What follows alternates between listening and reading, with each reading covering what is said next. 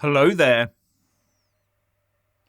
One of the consequences of leaving oil and gas in the ground will have significant repercussions that will fundamentally change how we live our lives.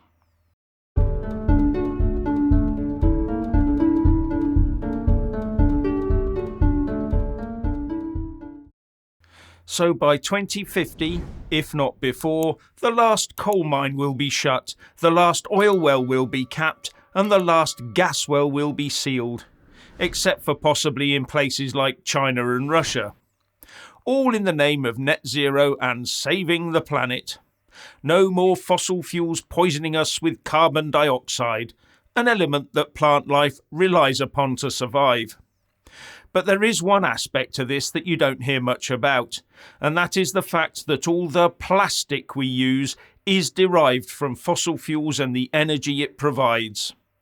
Once we stop digging and drilling for oil and gas, there will be no new plastics derived from them. And that, we will be told, is a marvellous thing. No more plastic bottles, straws and single-use bags cluttering up the oceans.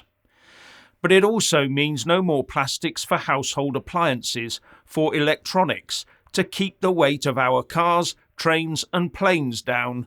No more disposable nappies. Lego bricks. Those office water dispenser bottles. Your household plastic pipes. How about your smartphone?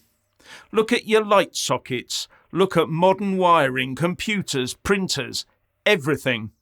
And even 3D printers use plastics to make things. Those plastic containers that hold all manner of things from washing detergents to pet foods. And you can say goodbye to cling film and the plastics like Tupperware used to keep your food fresh. Food waste would become a very real problem. How about your milk bottles and yoghurt pots? But we can recycle old plastic, you say. Not when so much of it gets thrown in hedges, rivers and the oceans we can't. And it degrades anyway. Here's what EnviroTechOnline.com says.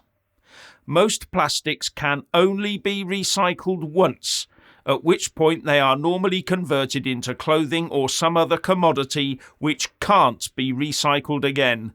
This means that once the second item reaches the end of its lifespan, so too does the original plastic, and it ends up in landfill. So the cost of recycled plastic would go through the roof too, and it wouldn't be long before there was none left at that rate. You think your shopping is heavy now. What if all those liquid containers had to be made of glass, which is just about the only thing that can be recycled perfectly? And then there's the problem of new glass.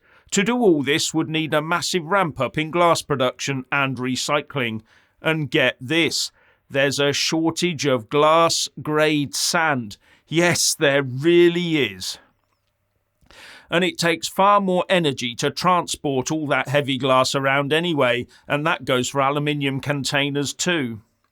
And if we don't use plastics, we'll have to use something else instead. More wood, maybe. Now, when plastics first started being used, it was hailed as a planet-saving thing, because we didn't need to chop trees down to make all those paper bags we used to have to use. Along the lines of the paperless office that saves trees, except that's led to the use of huge data centres that soak up loads of power. But now we're going a full 180 degrees by chopping down trees to make paper bags in order to save the world from the use of plastic bags. Another point to consider is that carbon fibre is a thermoplastic and it takes a lot of oil and gas to make it.